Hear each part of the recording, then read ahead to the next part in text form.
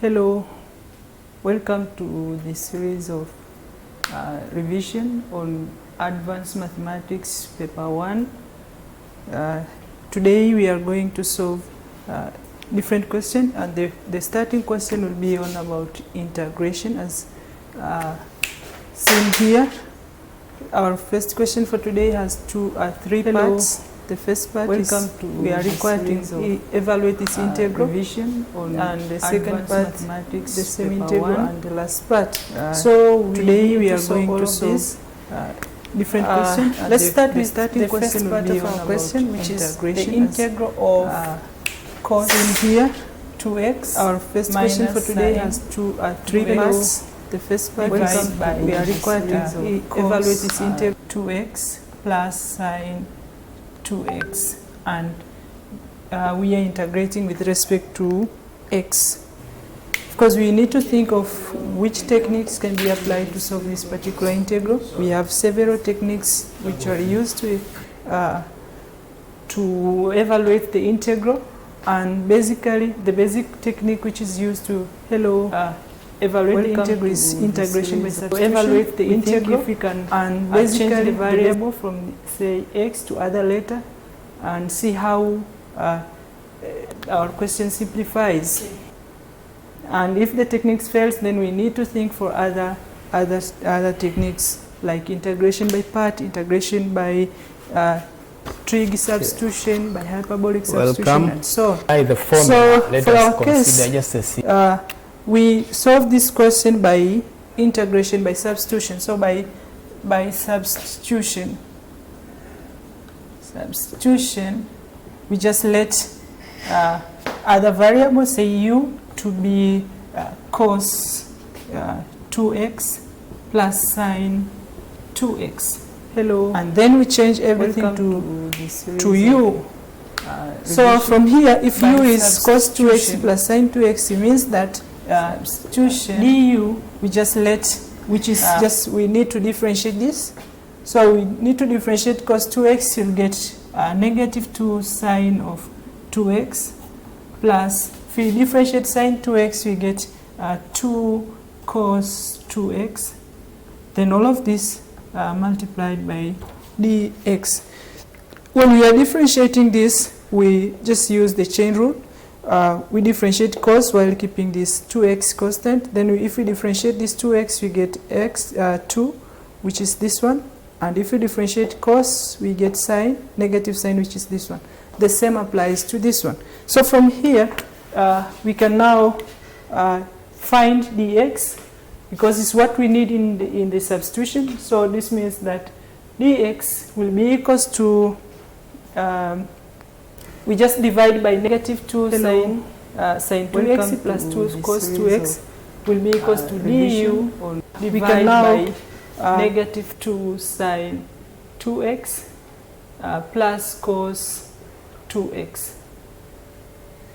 And then we can simplify this to be du divided by 2 out, starting with, this is 2 cos 2x, so cos 2x minus sine 2x. So we substitute back into our equation. So now the integral, which is integral from just the indefinite integral of cos 2x minus sine 2x divided by cos 2x plus sine 2x. This is sine 2x. This now becomes equals to, we make substitution in the place of cos 2x plus sine 2x. We have this is represented by letter u, and then in the place of dx we put this expression. So this is now equals to cos 2x minus sine 2x divided by cos 2x plus sine 2x, we have let as u, then times dx, which is now du, divided by 2 times cos 2x minus sine 2x. Now we can see clearly this now simplifies, because here we have cos 2x minus sine 2x, and here we have cos 2x minus sin 2x, we can now simplify, and this simplifies to the expression with now equals to integral now of du over 2 times u. And this is nothing but it is, this is constant, so we can just take it out of the integral sign. Now we have du integral of du over u. And this is now nothing but, if we are integrating this kind of integral, we have just 2u. If you are integrating 1 over u with respect to u, this will becomes ln of u, then plus the integration constant. This integration constant is because we are evaluating indefinite integrals, that is integrals with no limits. So where we can say that where c is just a constant, is a constant. And because we are solving a question which is in terms of x, we need to substitute back to the original variable. So we just let what is our u. Our u was cos 2x plus sin 2x. Now we can have, now this will be equals to 1 over 2 ln of, instead of u we have cos 2x plus sin 2x, then plus the integration constant. Now this will be the answer for such question. So the technique that we have used here is just integration by substitution. And after substituting, we have seen that our question simplifies to a very well-known integral. Okay. Let's see the second part of this question, which is also about integration. We need to see how can we solve such particular integral to arrive to the final answer. The part B is evaluate the integral of 3 minus 4x squared square root dx. Again, we need to think of which is the best way of solving this among the all alternative of solving the integrals. And we can see this is just a constant. 3 is constant minus 4x squared. So we can just recall before solving this, if we have, say, y equals to the sine inverse of an angle, say x, this means that sine of y will be equals to x. We can differentiate this with respect to each variable. So differentiating sine, we know it is cos y, then dy dx. This will be equals to differentiating x with respect to x, we get to 1. Now, if we find dy dx, we now have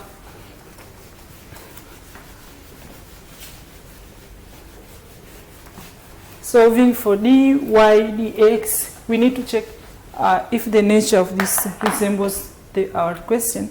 So solving for dy dx, for sure we'll have 1 over cos y. But again, we know cos squared y plus sine squared y, this is equal to 1 from the trig relations or trig equations. This is just a basic identity of trigonometric function. So if that's the case, we can see what cos y is. So this means that cos y squared equals to 1 minus sine squared y. So taking the square root, we'll get cos y, this is equal to square root of 1 minus sine squared y. So we need this cos y to substitute back in our derivative. So the derivative dy dx, this is now equals to 1 over, instead of cos y, we have this value. So it's just 1 minus sine squared y, but square root. But what was sine y? Sine y was equal to x. So this is now equals to 1 over 1 minus x squared. Because it is sine squared, it's just x squared. So it is 1 over 1 minus x squared. Now, looking at this result, we can see this result resemble this one. So we can use, we can think of using the inverse of sine to solve this particular integral. Now if that's the case, so our integral is, we need to solve integral of square root of 3 minus 4x squared dx. So we can just use substitution, and the best substitution here we have seen, if we find the derivative of sine inverse, it has this nature. So we can say let, just as a variable, I can just say, I prefer u, say let u to be say square root 3 over 2 sine of an angle theta. Square root 3, because if then we substitute back here for x to be that one. Of course, I can just call this maybe x in order to make to substitute back. So if this is the case, then dx will be equals to, differentiating this, we'll get radical 3 over 2 then times cosine of theta d theta. So for the substitution of dx, we have this one. For the x, we have this value. We just make the substitution and see what we get. So now the integral becomes, after substitution, the integral now becomes just the integral of 3 minus 4x squared square root dx now becomes the integral of square root of 3 minus 4 times x. What was our x? We have supposed that our x to be square root 3 over 2 sine x, sine theta. So this will be square root 3 over 2 times sine theta, but square, times dx. What is our dx? Our dx here is square root 3 over 2 cos x, cos theta d theta. So you just put square root 3 over 2 cos theta d theta. So we just simplify this. This now equals to just the integral of square root of 3 minus 4 times, we just square that, it will be 3 over square root 2, we get 4, then sine squared theta. This is under radical, then times the square root of 3 over 2 cosine of theta d theta. Again, we see if we can simplify this to get a simpler expression. So we can see here 4 and 4 goes. So we'll have the integral of square root of 3 minus 3 sine squared theta times, because this is just a constant, I can just factor out of the integral sign. So I just put square root 3 over 2 out, then remain here cos theta d theta. That's what we have at the end.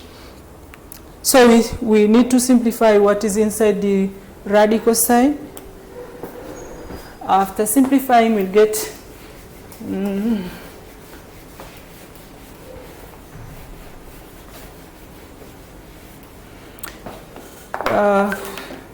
so dealing with what is inside the radical, we'll have now the integral becomes just the radical 3 over 2, then integral of, just take 3 out, because there is 3, we can just factor out. So it will be 3, 1 minus sine squared theta, this is under radical, then times cosine of theta d theta. From here we can see, but we know that this 1 minus sine squared theta, this is exactly cos squared theta from the trig identities. So 1 minus sine squared theta is just the cos squared theta. So making substitution, we'll have square root 3 over 2 integral of the radical 3 times, instead of 1 minus sine squared theta, we have cos squared theta. So I just put cos squared theta, then times cos theta d theta. finally we can see this is just, it's nothing but it's just radical 3 over 2 integral of square root 3 then times square root of cos theta is just cos theta then times cos theta d theta, because this is square and square cancel. This is, we use the concept where if you have the square root of a times b, it's nothing, it's just square root of a times square root of b. So here we have taken the square root of 3, which is this one, and the square root of cos squared theta is cos theta. So this is also constant, I can just take it out. So it will be radical 3 times radical 3, this is 3, out of 2 integral of cos theta times cos theta, we get cos squared theta d theta. Here we have used the concept that if you have the square root of a times square root of a, this is nothing, it's just a. So we need to think, how do we evaluate this this integral? Now we have shifted to the integration of trigonometric functions. So we use the double angle formula. So you can just recall from the double angle formula, of course, the double angle formula, double angle formula for cos. We know that cos 2 theta, this is equal to this cos squared theta minus sine squared theta. But this can be simplified to cos squared theta minus sine squared theta is just 1 minus sine minus cos squared theta. And if you simplify, you will get 2 cos squared theta minus 1. And this is cos 2 theta. And because we need the substitution for cos squared theta, you can just make subject cos squared theta. From here we can just get cos 2 theta. This is equal to, taking this one on the left hand side, we'll have 1 plus cos 2 theta, then divide by 2. This is called the double angle formula for cos. So we use this substitution to evaluate this integral. Okay. So using that substitution, we'll have this expression. So we'll have, finally we have the integral now becomes the integral of 3 over 2 cos squared theta. Instead of cos squared theta, we put that formula, which is 1 plus cos 2 theta divided by 2 times the theta. So this is now a simple expression to integrate. We just finish up the question by just taking, this is constant, I just fact it out. So it will be, this is 2 times 2 is 4. Now it will be 3 out of 4. The integral of 1 plus cos 2 theta, then the theta. This is nothing but it's just the integral of 3 over 4 times integral of d theta plus integral of cos 2 theta d theta. So you just integrate this, and integrate this, we get the required answer. So this will be equals to 3 over 4. Then if we integrate d theta, we get theta plus integrating cos. This will give, this is 2, so it will be 1 over 2. Then integrating cos, we get sine 2 theta plus the integration constant. So this is plus the integration constant. Because integrating cos, the opposite of, or the reverse of integration is differentiation. When we differentiate sine, we get cos, and when we integrate cos, we get sine. That is what you have here. And finally, we can now simplify the question, because the original question was in terms of x. We just substitute back what is theta.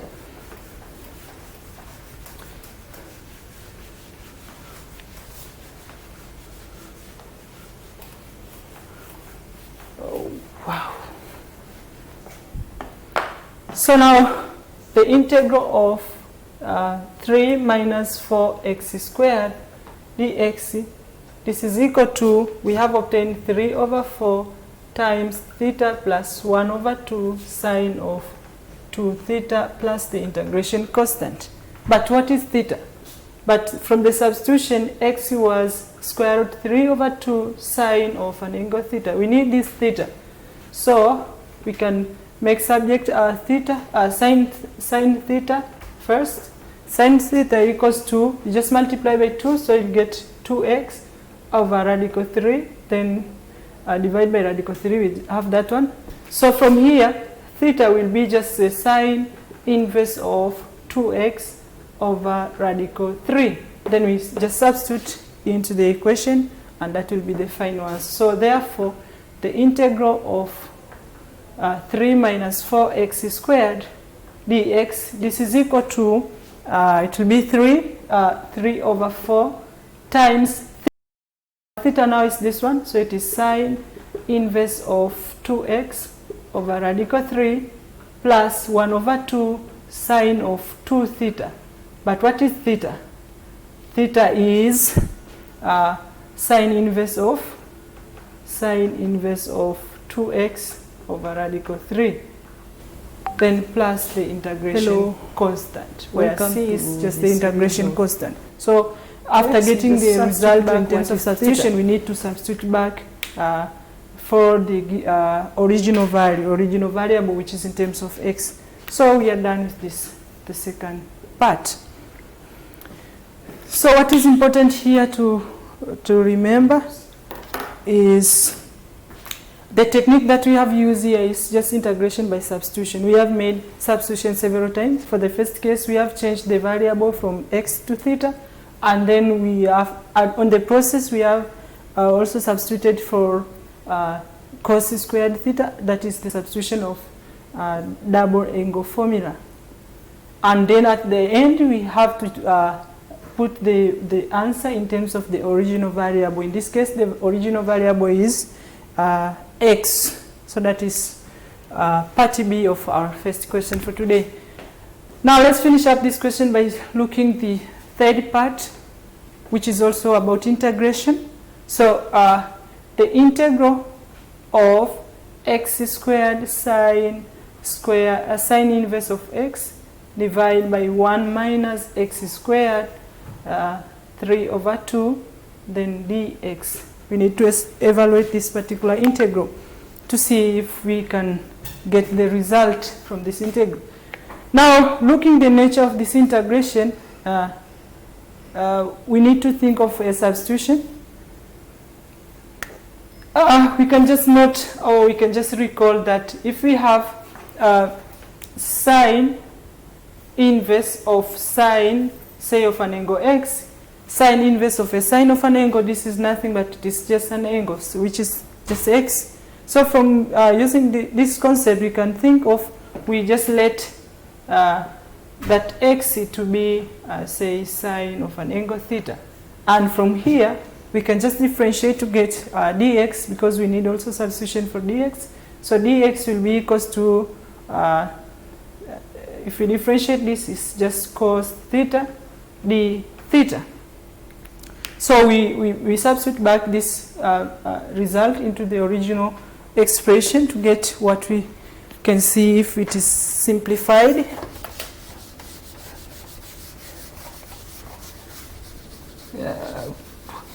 So now our integral now becomes the integral of x squared sine inverse of x over 1 minus x squared raised to 3 over 2 dx now becomes just the integral of, we have said that x is just sine theta, so we can just put this is sine theta but square times sine inverse of x, our x is sine theta, then divide by 1 minus x, which is now sine theta but square, then rise to 3 over 2 dx. Dx in the case is cos theta d theta. So you just simplify. So this will be equals to, this is now integral of sine squared theta times, using that concept, if you have sine sine inverse of a sine of an angle, it's just that angle. So sine inverse of sine x is just x. Now sine inverse of sine theta, in this case this is theta, and divide by 1 minus sine squared is cos squared theta. Using the trig identity, 1 minus sine squared theta is just sine squared cos squared theta, then times cos theta d theta. Now from here you can see we have remained with just the trigonometric functions, sine and cosine, because this 1 minus sine squared is cos squared, we have put it here, and we are using this concept, sine inverse of sine of an x is just x. We have the same concept here, sine inverse of sine theta is just an angle, so that is why here we have theta. So using these trig relation identities now, we can solve for the problem.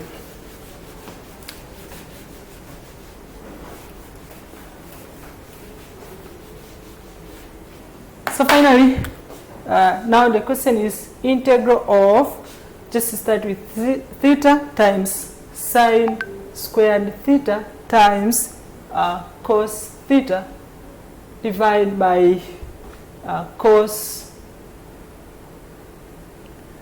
squared theta, but rise to 3/2, then d theta. Now we need to simplify this, taking this cos squared theta raised to 3/2. This is nothing but it is just cos squared theta square root and raised power 3. And if you can see, square root of cos squared theta is just cos theta, but this is raised to power 3, and this is nothing but it is cos cube theta. So instead of cos squared theta raised to 3/2, we have cos cube theta. So the integral reduces to theta times sine squared theta times cos theta divided by, instead of cos squared theta raised to 3/2, we now have cos cube theta. So here just put cos cube theta, then d theta. Again here we have cos and the cos, we can reduce this.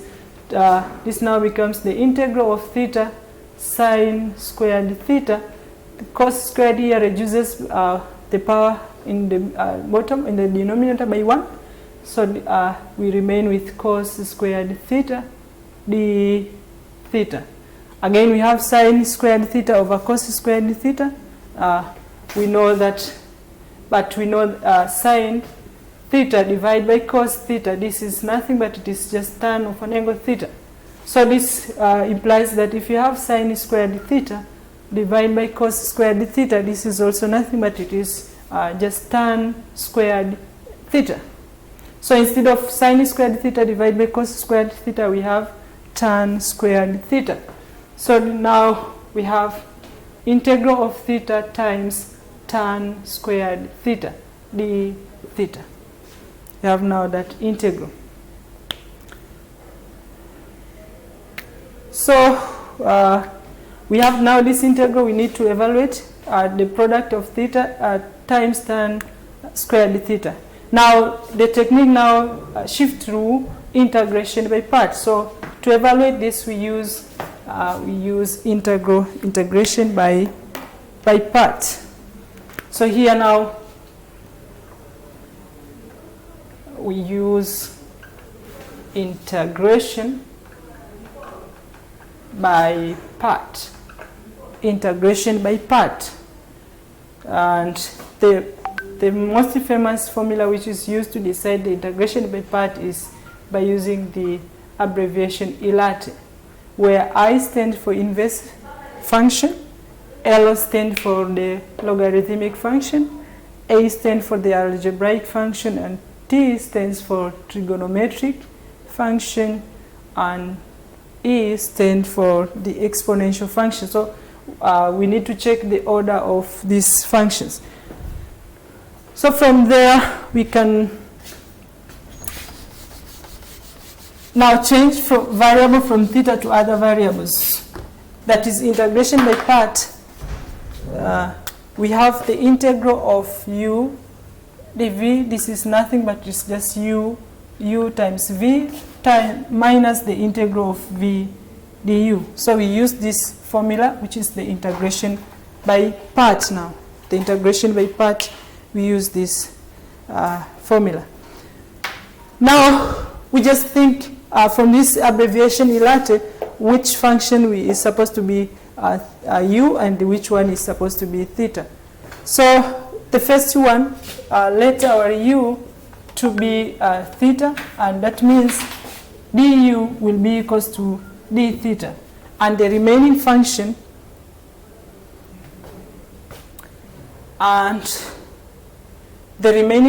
which is tan squared theta d theta, this will form dv. Then we integrate to get v, so v will be equals to integral of tan squared theta,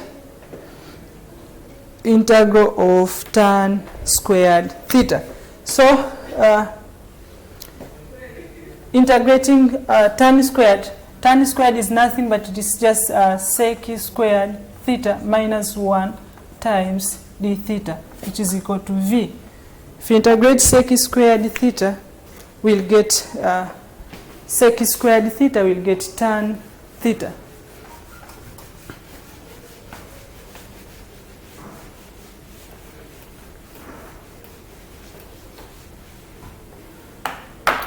So integrating sec squared theta will get tan theta plus minus integrating 1 will get minus theta.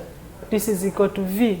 So just make the back substitution in the integration by part formula. So integral of, now that was theta times tan squared theta d theta. This is now equals to u times v. Our u was theta and our v is this one.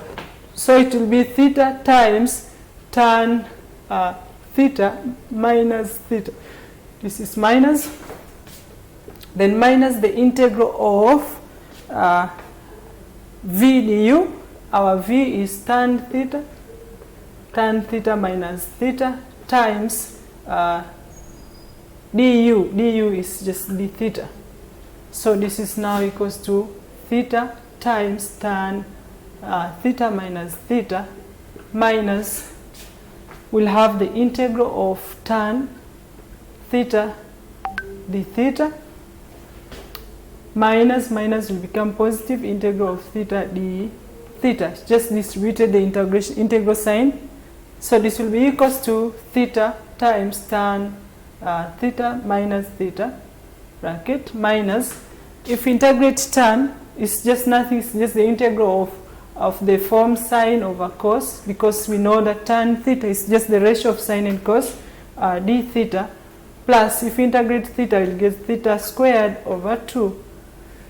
Then from here, if we integrate this, because we know that if we differentiate sine cos, we'll get negative sine, and the negative is here. So we can just rearrange this as theta times tan of a negative theta minus theta, welcome, then plus the integral of negative sine, so theta over cos minus theta d theta. We'll have the integral of tan, this is theta squared. So the integral now have the function. If we differentiate the function, which is cos, we'll get negative sine. So this is nothing now, it will be equals to theta into tan theta minus theta plus, if we integrate this now, it's just the ln of cos of theta plus theta over 2 theta squared, then plus the integration constant. And this is just the integral constant because we have the indefinite integral. But what was theta? Because this theta is just by substitution. Our original variable is x, so we need to substitute back.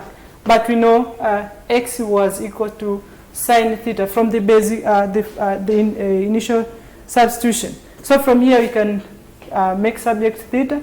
Our theta will be equal to sine inverse of x. Now whenever there is theta here, we just substitute sine inverse of x.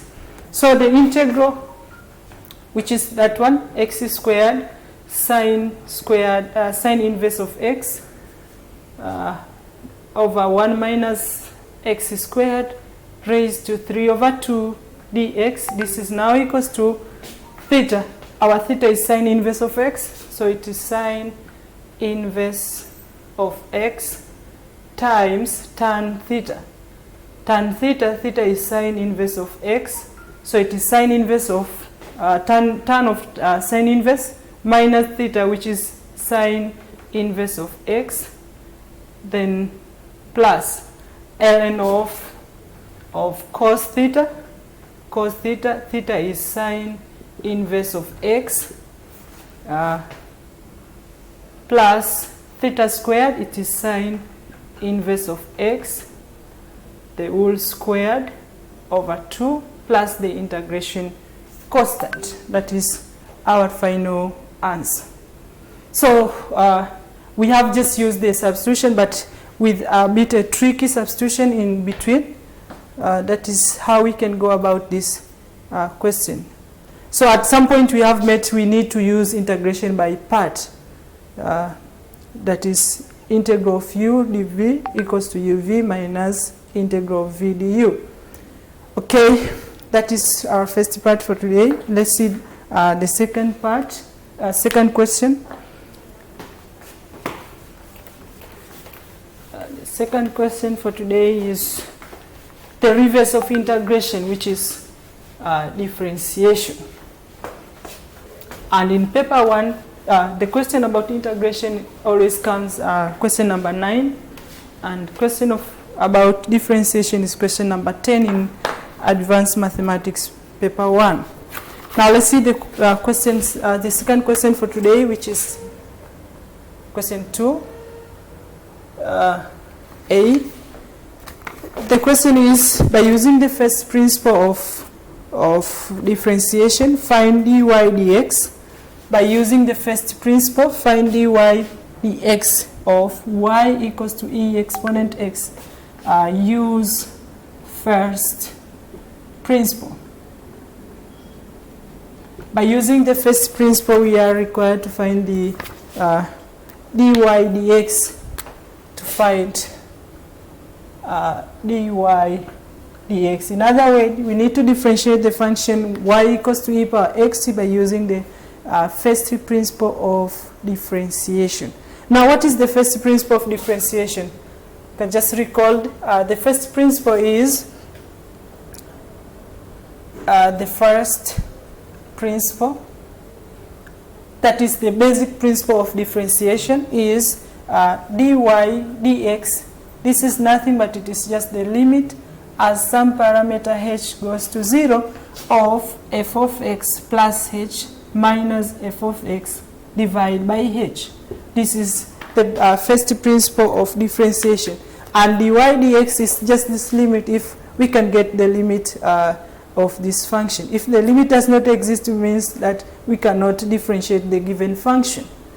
But if the limit exists, then the function is differentiable at every point.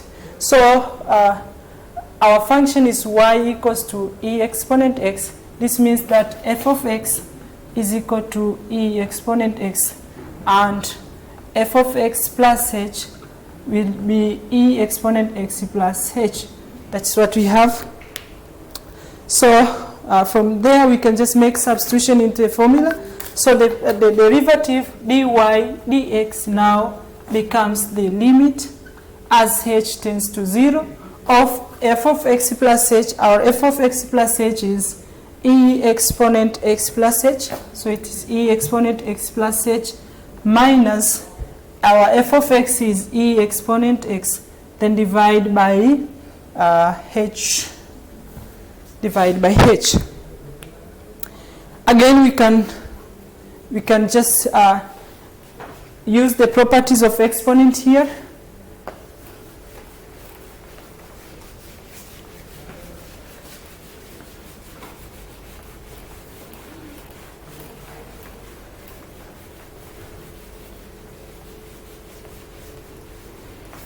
So from there, this will be equals to limit as h goes to 0 of e exponent h is just e exponent h times e exponent x times h, because if the bases are the same, we can just add the power. That is what was done here, minus e exponent x divided by h, and this is equal to the limit as h goes to 0 of e exponent x times, we just factor out e exponent x because it is common, so it will remain e exponent h minus 1 over h.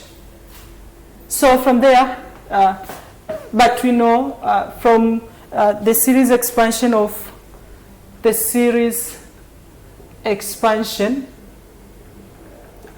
e exponent x, we know that e exponent x is just 1 plus x, this is x, plus x squared over 2 factorial plus x cubed over 3 factorial plus, this is the series expansion of e exponent x. We can just use the same concept to expand this e exponent h. So this will be equals to the limit as h goes to 0 of e exponent x times, we expand this e exponent h using this concept of series expansion. So we'll have 1 plus, our variable now in this case is h, so it is 1 plus h plus h squared over 2 factorial plus h cubed over 3 factorial plus up to some terms, and then minus 1, which is there in our formula, divided by h. Now you can see this is negative 1 and this is positive 1. These two terms goes. So we'll remain with the limit as h goes to 0 of e exponent x h plus h squared over 2 factorial plus h cubed over 3 factorial plus and so on. But this is divided by h. Now because we have terms with h in each case, we can just simplify. Simplifying, we have limit as h goes to 0 of e exponent h. Now h divided by h is 1 plus h squared divided by h is h over 2 factorial plus h squared over 3 factorial plus h cubed over 4 factorial and so on. That is now what we have. Then evaluating the limit as h goes to 0, we'll say as h goes to 0, as h becoming very, very small, which is the number near 0, this term goes to 0, this term goes to 0, and the other terms containing h will go to 0. So finally we'll have e exponent x times, here will be 1 plus 0 plus 0 plus 0 plus 0. All terms containing h will go to 0 because we are evaluating this as h going to 0. If you h becomes maybe h is just 0.00001, if we square it, the number of decimals increases and we are getting a very, very small number which is approximated to 0. That's why this term cancels. And finally, 1 plus 0 is just 1, so this will be e exponent x times 1, and this is e exponent x, and here this is dy dx. So differentiating e exponent x by using first principle, we get e exponent x. That's why if you have the function which is exponential function and you're asked to find its derivative, it's just the same function. E exponent x differentiated, you get e exponent x. Okay.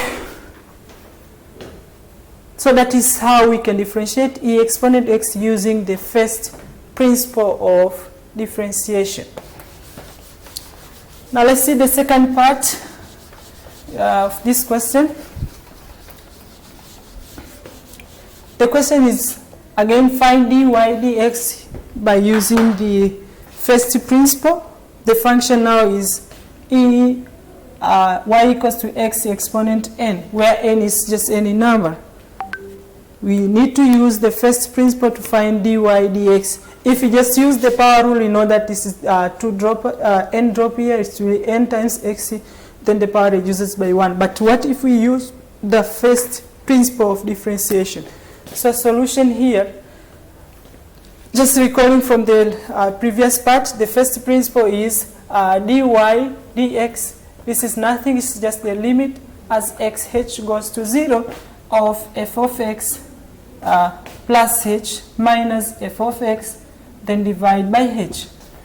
That is the first principle of differentiation, the origin of differentiation. And if that's the case now, the function y equals to x exponent n implies that our f of x is equal to x exponent n. And again, our f of x plus h, we just put x plus h wherever there is x. This will be x plus h exponent n. Now we have everything that we need in our formula. We just substitute back. Then dy dx, which is the derivative of y with respect to x, becomes the limit as h goes to 0 of f of x plus h, which is x plus h raised to n, minus f of x, which is x raised n, and divide by h. Okay, now from here we just need a technique to simplify this, and of course because this n is just an integer, we can use the binomial expansion to expand this x plus h exponent n to get the binomial series, and that is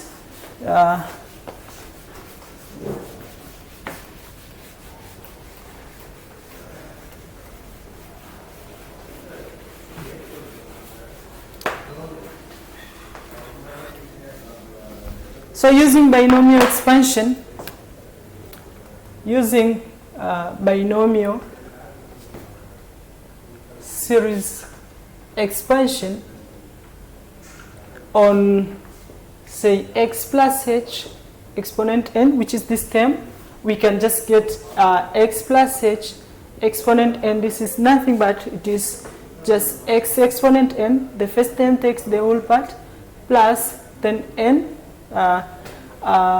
times h, then x exponent n minus 1, the power reduces by 1, plus n into n minus 1, x to the power now reduces by 2, it will be n minus 2 times h gains the power, divide by 2 factorial, plus again we'll have this third term will be n into n minus 1 into n minus 2, then x to the power now reduces by 3 to be n minus 3 h cubed, divide by 3 factorial, and so on. This is just the binomial expansion. So we use this expression in this in our solution. So now dy dx, which is equal to limit as h goes to 0 of x plus h exponent n minus xn divide by h. This is now just the limit as h goes to 0 of the we use the series expansion of x plus h exponent n, which is this one.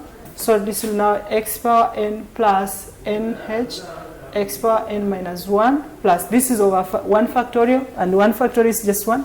That's why we have left it.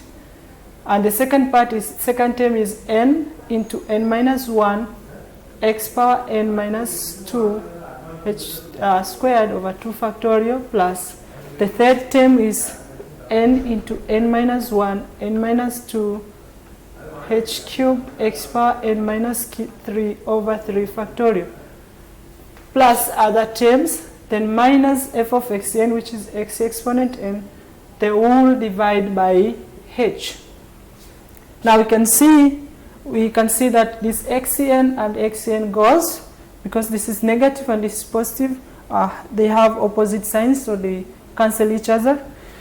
So we'll have the limit as h goes to 0 of nhx exponent n minus 1 plus n into n minus 1 x power n minus 1 minus 2 times h factorial over 2 factorial, plus the third term is n into n minus 1 n minus 2 h cubed x power n minus 3 over 3 factorial, plus the other term. But all of this is divided by h. So we can see now h simplifies here, become 1, simplifies here, become 2, and so on, because these terms all of the terms are divided by h. So we remain with the limit as h goes to 0 of n times x power n minus 1 plus n into n minus 1 x power n minus 2. This is x power n minus 2 h squared over 2 factorial. This is now power 1 because it has reduces the power, plus n into n minus 1 n minus 2 over 3 factorial, h squared x power n minus 3 plus other term. Now, after reaching this point, we just evaluate the limit as h goes to 0. So as h goes to 0, our h becoming very small, this term goes to 0 because it is just the number multiplied by h, which is very small number. So this term goes to 0. This one also goes to 0, and all the other remaining terms which have h will goes to 0. So finally, we get the result, which is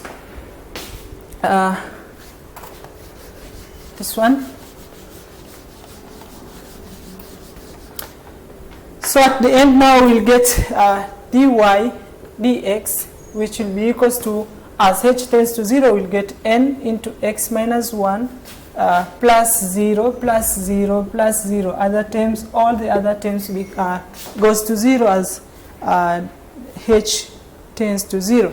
So this is equal to n into x power n minus 1, and this is dy dx. So therefore, the derivative with respect to x of x exponent n is nothing but it is just n exponent n minus 1. This is sometimes called the power rule of differentiation. So this is called the power rule of differentiation. The power rule of differentiation. So we just reduce the power, just reduces the power by 1, and that exponent, we drop it behind the number, and we get the required result. Okay, thank you for today's lesson. Let's meet next time on other questions.